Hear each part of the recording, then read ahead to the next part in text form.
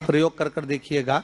अभी तो नवरात्रि चल रही है, नवरात्रे में जब 5वां दिन नवरात्रे का रहे, चैत्री नवरात्रे का 5वां दिन रहे, और मान लो कि आपके घर में किसी बच्चे की, लड़के की या लड़की का या मंगल विवाह नहीं हो रहा हो या शादी नहीं हो रही हो, या उस लड़के लड़की के लिए बहुत प्रयास कर लिया आपने, उसकी शादी हो ही नहीं रही, अथक प्रयास आपने कर लिया और उसका मंगल विवाह नहीं हो रहा, तो ये देवी भागवत में स्पष्ट कहा गया है, देवी भागवत में वर्णन किया गया है, देवी भागवत में वर्णित किया गया। और देवी भागवत में कहा गया कि आम का जो पत्ते होते हैं, आम का जो पत्ता होता है, आम का जो पल्लव होता है, उस आम के पत्ते पर हल्दी और सिंदूर, इन दोनों से स्वस्तिक का निर्माण किया जाए। देवी भागवत का संवाद है, बहुत ध्यान देना महाराज। जिन कन्याओं का विवाह ना हो पंचमी के दिन, नवरात्रे की कोई सी भी पंचमी, मतलब जो पंचमी तिथि पड़ेगी, कोई भी नवरात्रा हो, चाहे वो 4 नवरात्रे में से, चाहे वो पौष का हो, अश्विन का हो, चैत्र का हो, आषाढ़ का हो, किसी भी नवरात्रे में आप कर सकते हैं। एक पान के पत्ते पर, एक ही पत्ते पर जो 2 स्वस्तिक बनेंगे, एक हल्दी का बनेगा, एक सिंदूर का बनेगा। बस अंतर इतना है, जो हल्दी का स्वस्तिक है उस पर कंकु के चावल अर्थात रौली के चावल, रौली कुंकू के चावल रखना है, और जो सिंदूर का है उस पे हल्दी के चावल रखना है। इतना रखकर जिस लड़का लड़की का विवाह नहीं होता उसकी हथेली पर रखकर उसका नाम और गोत्र बोलकर महाराज उसको ले जाकर नीम के पेड़ के नीचे उसको रख दिया जाता है। मात्र 3.5 या 4 महीने ऐसे रहते हैं जिसके अंदर उस लड़का लड़की का विवाह पक्का हो जाता है। जिसका विवाह नहीं होता केवल उसी के लिए। पंचमी कौन सी तिथि? पंचमी, चाहे वो शुक्ल पक्ष की हो चाहे वो कृष्ण पक्ष की। शिव महापुराण की कथा कहती है आपको सुख अनुभव हो जाए, कार्य सिद्धि। जिंदगी में कभी संपदा कम नहीं हो सकती, संपदा बढ़ती चली जाती है। संपदा घट नहीं सकती, बढ़ेगी और घटेगी, कष्ट नहीं आ सकता, रोग बीमारी तकलीफ नहीं आ सकती। आपके लिए तो लाभदायक है, समझ लो ये कथा। शास्त्र कहता है कि जिसके घर में संपदा की कमी हो, पैसा आ ही नहीं रहा हो, सब तो उलझ गया हो, बहुत टेंशन चल रहा हो, पंचमी तिथि के दिन गन्ने का रस, गन्ने का रस जानते हो, ईख का रस, गन्ने का रस तुलसी जी के क्यारे में हाथ में लेकर 7 बार अपना नाम और गोत्र बोलकर छोड़ दो, जिंदगी में 3 साल में तो करोड़पति बनकर बैठ जाओगे, कभी लक्ष्मी की कमी नहीं आ सकती। तैयारी में बैठे रहोगे कि फिर पंचमी तिथि आए। हमारे यहाँ सांपों की पूजन कौन से दिन होती है, कौन सी तिथि में करते हैं? जम के बोलो जरा। नाग पंचमी। नाग पंचमी का मतलब क्या है? सांपों की पूजन करो। नाग पंचमी का मतलब होता है शंकर जी के मंदिर में जाकर 1 लोटा जल समर्पित कर दो। उसका कारण क्या है कि हमारे परिवार में, हमारे कुटुंब में, परिवार में कोई 7 पीढ़ी के अंतर्गत भी अगर कोई जीव तड़प रहा होता है, पड़ा हुआ होता है, उसकी मुक्ति नहीं होती है, तो पंचमी का चढ़ा हुआ जल उस जीव को प्राप्त हो जाता है और वो जीव तर जाता है, उसका फिर जन्म नहीं होता, वो तर।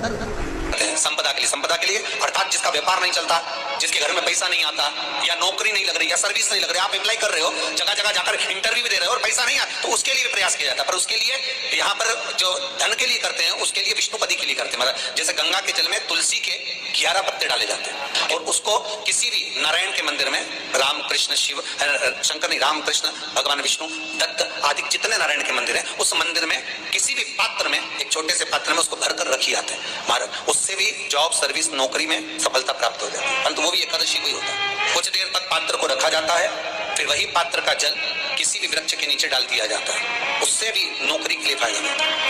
गंगा का जल को एकादशी और द्वादशी इन 3 तिथियों पर एक रोटी में थोड़ा सा मीठा रखकर सोमक पितृ का नाम लेकर यदि गाय को खिला दिया जाता है, तो अगर कोई पूर्वज प्रेत योनि में भी पड़ा हुआ होता है, भटक रहा होता है, जिसको पिंड नहीं मिला, जो अचानक मर गया होता है, अधोगति में चले गया होता है, उस जीव की मुक्ति दशमी, एकादशी और द्वादशी 3 दिन सोमक पितृ का नाम लेकर रोटी में, पूड़ी में मीठा रखकर अगर गाय को खिला दिया जाता है ये 3 दिन तक, तो वो पितृ कभी भटकते नहीं है, उनको मुक्ति प्राप्त हो जाती है, मोक्ष में। दशमी की रात्रि के 12 बजे घी का दिया हथेली में रखकर, दरवाजे के बाहर उस दिए को हथेली में रखकर चंद्र का दर्शन रात्रि के 12 बजे दिए की लो में चंद्र का दर्शन करते हैं, उससे ज्योत प्रबल होती है हमारे। या तो होगा वो नौमी की रात्रि 12 बजे या दशमी की रात्रि की 12 बजे चंद्र का दर्शन दीप घी का हाथ में जलाकर नाम गोत्र अपना बोलकर नरसिंह भगवान का स्मरण कर कर ज्योति में चंद्र का स्मरण कर कर दर्शन किया जाता है। नेत्र कमजोर हो तो 3 या 4 दिन में ज्योतियों का क्रम बढ़ना प्रारंभ होता है। वैसे तो 15 दिन का लिखा है, पर शिव महापुराण कहती है 3-4 दिन का क्रम बहुत होता है, बढ़ता जाता है। केवल दशमी, चाहे उजाला की हो चाहे अंधेरे की। कौन से महादेव का नाम लेना है?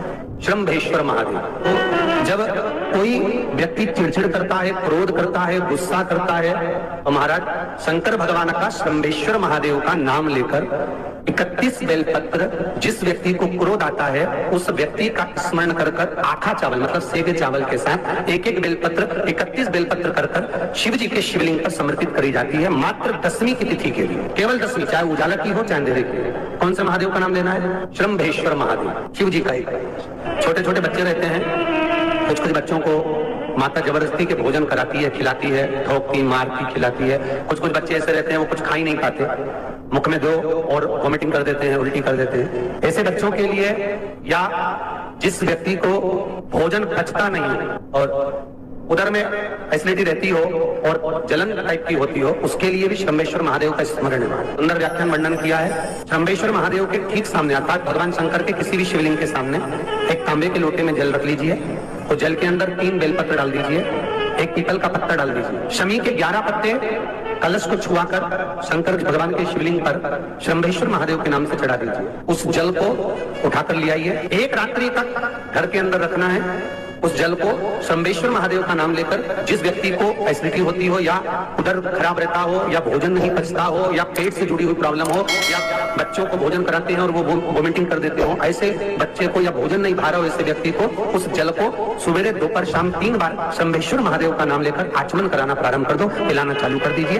3 या 4 दिन पिलाओगे, अपने आप उधर में भी आनंद रहेगा, बच्चा भोजन करना भी प्रारंभ कर देगा। शंभेश्वर जिसको साइटिका की बीमारी होती है या स्लिप डिस्क की बीमारी होती है या कमर की रीढ़ की हड्डी कहीं बांकी टेढ़ी होने लगती है या नसें चोक होने लगी हों, काम ना कर रही हों, तो उसके लिए कुंदकेश्वर महादेव पर आप कोई भी सफेद कलर के पुष्प भगवान शंकर के मंदिर में कुंदकेश्वर के नाम से 31 फूल समर्पित करना है।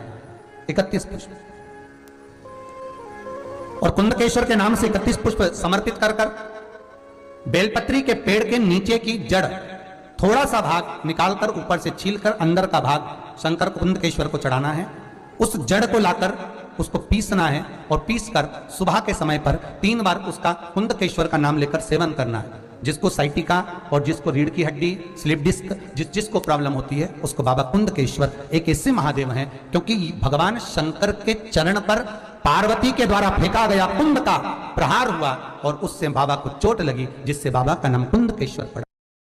जब आप जल शंकर को चढ़ाने तो रोज ही जाते हैं। जब एकादशी का दिन रहे और शंकर जी के मंदिर में आप जल समर्पित करें तो 3 बार मुख से स्वधा स्वधा स्वधा या स्वधा स्तोत्र का पाठ, जिसमें 12 श्लोक